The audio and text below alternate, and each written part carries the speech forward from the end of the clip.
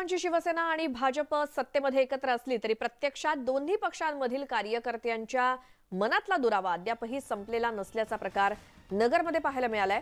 केडगाव परिसरात भाजपचे माजी मंत्री शिवाजीराव कर्डिले यांच्या मुलामध्ये आणि शिंदे गटाच्या शहर जिल्हाध्यक्षामध्ये वाद झाला। हा वाद इतका विकोपाला गेला की कर्डिले यांच्या मुलाने शिंदे गटाच्या शहर जिल्हाध्यक्ष दिलीप सातपुते यांच्या हॉटेलची तोडफोड केली। या प्रकरणी पोलिसांनी माजी मंत्री शिवाजी कर्डिले यांचा मुलगा अक्षय कर्डिलेसह 50 ते 60 जणांविरोधात गुन्हा दाखल केलाय। रंगोली हॉटेलवरती झालेल्या तुफान दगडफेकीत काही वाहनांच्या काचा फुटून नुकसान झालंय। काही नागरिक किरकोळ जखमी झालेत। दगडफेकीचा संपूर्ण प्रकार सीसीटीव्ही कॅमेऱ्यामध्ये कैद झालाय।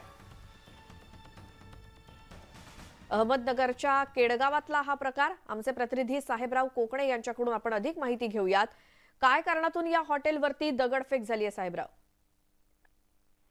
काल दुपारी एका लग्न समारंभामध्ये माजी आमदार शिवाजीराव कर्डिले यांचे चिरंजीव अक्षय कर्डिले आणि दिलीप सातपुते यांचे मुलगा जो आहे त्यांच्यामध्ये किरकोळ कारणावरून वाद झाले होते। ते वाद मिटले होते। त्या वादाचे पडसाद उमटते म्हणून पोलिसांनी रंगोली हॉटेलवरती पोलीस बंदोबस्त ठेवला होता। त्या बंदोबस्त असताना सुद्धा भाजपाच्या काही कार्यकर्त्यांनी ते येऊन दगडफेक केलेली आहे। त्या दगडफेकीमध्ये ते हॉटेलचं नुकसान झालेलं आहे आणि गाड्यांची तोडफोड झाली आहे।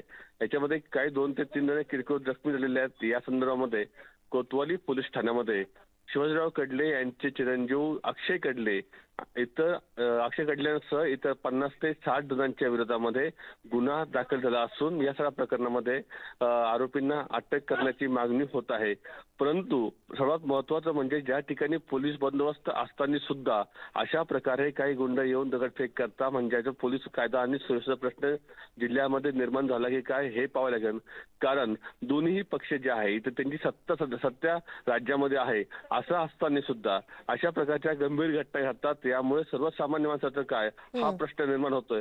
या सगळ्या प्रकरणावरती एक नगरसेवक अमोल येवले जे आहेत ते कोतवाली पोलीस ठाण्यासमोर उपोषणाला बसलेले आहेत। बरं, धन्यवाद साहेबराव या सगळ्या माहितीसाठी आणि त्यासोबत तुम्ही देखील या प्रकरणाकडे लक्ष ठेवून राहा। यातले अपडेट्स। आता नवी मुंबईतल्या अनेक